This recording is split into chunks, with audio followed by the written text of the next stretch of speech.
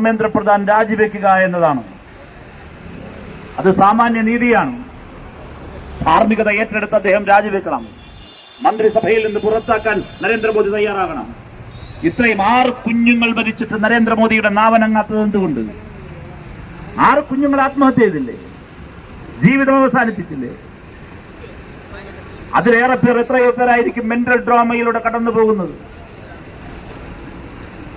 എന്തുകൊണ്ടാണ് ആ മെന്റൽ ട്രോമയിലൂടെ കടന്നു പോകുന്ന ആളുകളോട് ഇതിനെല്ലാം അഡ്രസ് ചെയ്യാൻ എന്തുകൊണ്ടാണ് ഇന്ത്യയുടെ പ്രധാനമന്ത്രി തയ്യാറാകാത്തത്? ആരോടാണ് നിങ്ങളുടെ നിഷേധത്വം? ഈ ചോദ്യങ്ങൾ വീണ്ടും വീണ്ടും ഉറക്കെ ചോദിക്കാൻ ഈ രാജ്യത്തെ ചെറുപ്പം തയ്യാറാകണം. അതുകൊണ്ട് SFI കേരളത്തിൽ സംഘടിപ്പിച്ചിരിക്കുന്ന ഈ രാപ്പകൽ സമരത്തിന് എല്ലാ പിന്തുണയും നൽകുകയാണ്. അത് ഡിവൈഎഫ്ഐയുടെ അഖിലേന്ത്യാ പ്രസിഡന്റ് എന്നുള്ള നിലയിലും അതോടൊപ്പം തന്നെ MP എന്ന നിലയിലും നിങ്ങളുടെ ഈ പോരാട്ടങ്ങളിൽ ഞങ്ങൾ എല്ലാവരും ഉണ്ടാകും. ഇത് ന്യായത്തിന്റെയും നീതിയുടെയും പോരാട്ടമാണ്. ഒരു തലമുറയുടെ പോരാട്ടമാണ്. ആത്മാഭിമാനത്തോടെ ജീവിക്കുമെന്ന് ഉറക്കെ പ്രഖ്യാപിക്കുന്ന ഒരു പുതിയ തലമുറയുടെ ഈ പ്രക്ഷോഭത്തിന്, SFIയുടെ മൂവ്മെന്റിന് എല്ലാ പിന്തുണയും നൽകിക്കൊണ്ട് ഞാൻ എന്റെ വാക്കുകൾ അവസാനിപ്പിക്കുന്നു. പ്രിയപ്പെട്ട സഖാക്കളെ, രക്താഭിവാദികൾ.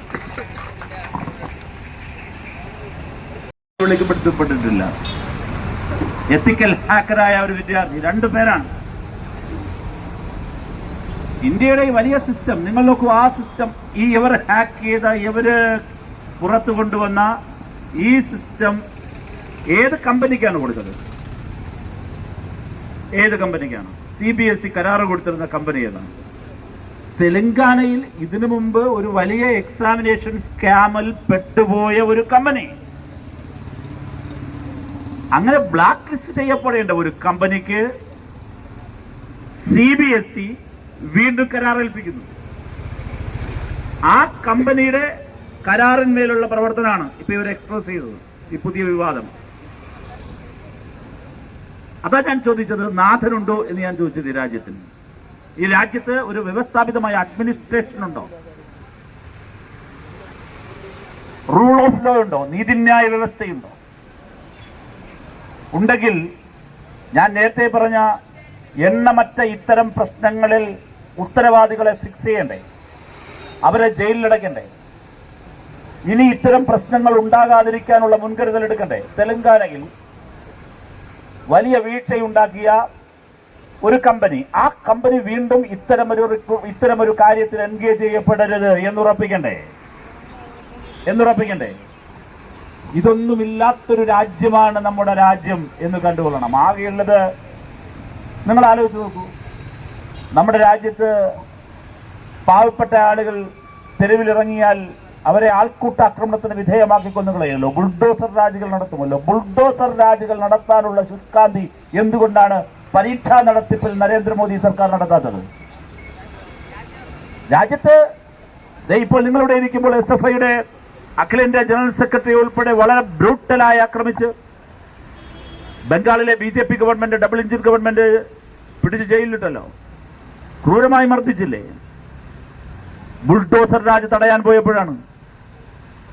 രാജ്യത്തെമ്പാടും പാവപ്പെട്ടവന്റെ, ന്യൂനപക്ഷങ്ങളുടെ, ദളിതന്റെ വീടുകൾ ഇടിച്ചു നിരത്തുന്നതിൽ കാണിക്കുന്ന ശുഷ്കാന്തി എന്തുകൊണ്ടാണ് പരീക്ഷാ നടത്തിപ്പിൽ നരേന്ദ്രമോദി സർക്കാർ കാണിക്കാത്തത്?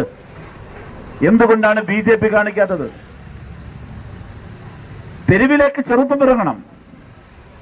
ആ ചെറുപ്പത്തിന്റെ ശബ്ദമാണ് രാജ്യത്തിന്റെ പല കോണുകളിൽ നിന്ന് ഉയർന്നു വരുന്നത്. SFI തെരുവിലാണ്. DYFI ഇന്ത്യയിലെ വിവിധ കോണുകളിൽ ഇതു സംബന്ധിച്ച പ്രക്ഷോഭങ്ങൾ ഏറ്റെടുക്കുന്നു.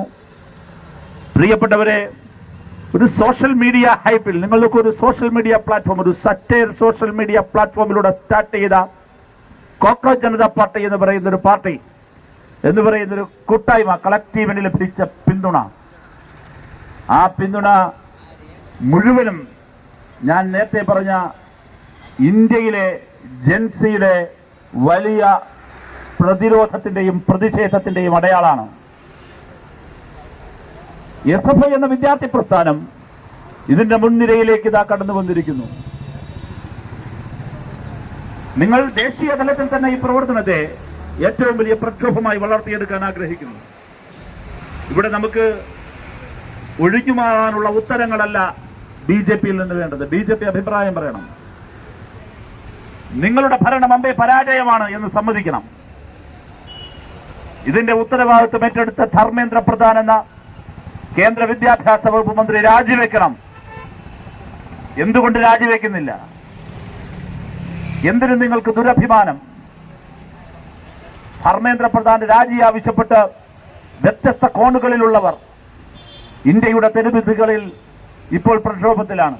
ഞാനതാണ് പറഞ്ഞത്, അതിലൊരു വിഭാഗമാണ് ഈ കോക്രോച്ച് ജനതാ പാർട്ടി. അത് മാത്രമല്ല SFI, DYFI, ഇന്ത്യയിലെ വ്യത്യസ്ത വിദ്യാർത്ഥി സംഘടനകൾ, യുവജന സംഘടനകളെല്ലാം ആ പ്രക്ഷോഭ മുഖങ്ങളിൽ, ഡൽഹിയിൽ മാത്രമല്ല ഇന്ത്യയുടെ വിവിധ കോണുകളിൽ ഇതിനെതിരായ ചെറുതും വലുതുമായ പ്രക്ഷോഭങ്ങൾ ഉയരുകയാണ്. ആ പ്രക്ഷോഭങ്ങൾക്കെല്ലാം ഒരൊറ്റ ആവശ്യമേ ഉള്ളൂ. ഒന്ന്, ധർമ്മേന്ദ്ര പ്രധാൻ രാജിവെക്കുക എന്നതാണ്. അത് സാമാന്യ നീതിയാണ്. ധാർമ്മികത ഏറ്റെടുത്ത് അദ്ദേഹം രാജിവെക്കണം. മന്ത്രിസഭയിൽ നിന്ന് പുറത്താക്കാൻ നരേന്ദ്രമോദി തയ്യാറാകണം. ഇത്രയും 6 കുഞ്ഞുങ്ങൾ മരിച്ചിട്ട് നരേന്ദ്രമോദിയുടെ നാവനങ്ങാത്തത് എന്തുകൊണ്ട്? 6 കുഞ്ഞുങ്ങൾ ആത്മഹത്യ ചെയ്തില്ലേ? ജീവിതം അവസാനിപ്പിച്ചില്ലേ? അതിലേറെ പേർ, എത്രയോ പേരായിരിക്കും മെന്റൽ ട്രോമയിലൂടെ കടന്നു പോകുന്നത്. എന്തുകൊണ്ടാണ് ആ മെന്റൽ ട്രോമയിലൂടെ കടന്നു പോകുന്ന ആളുകളോട് ഇതിനെല്ലാം അഡ്രസ് ചെയ്യാൻ എന്തുകൊണ്ടാണ് ഇന്ത്യയുടെ പ്രധാനമന്ത്രി തയ്യാറാകാത്തത്? ആരോടാണ് നിങ്ങളുടെ നിഷേധത്വം? ഈ ചോദ്യങ്ങൾ വീണ്ടും വീണ്ടും ഉറക്കെ ചോദിക്കാൻ ഈ രാജ്യത്തെ ചെറുപ്പം തയ്യാറാകണം. അതുകൊണ്ട് SFI കേരളത്തിൽ സംഘടിപ്പിച്ചിരിക്കുന്ന ഈ രാപ്പകൽ സമരത്തിന് എല്ലാ പിന്തുണയും നൽകുകയാണ്. അത് DYFIയുടെ അഖിലേന്ത്യാ പ്രസിഡന്റ് എന്നുള്ള നിലയിലും അതോടൊപ്പം തന്നെ MP എന്ന നിലയിലും നിങ്ങളുടെ ഈ പോരാട്ടങ്ങളിൽ ഞങ്ങൾ എല്ലാവരും ഉണ്ടാകും. ഇത് ന്യായത്തിന്റെയും നീതിയുടെയും പോരാട്ടമാണ്.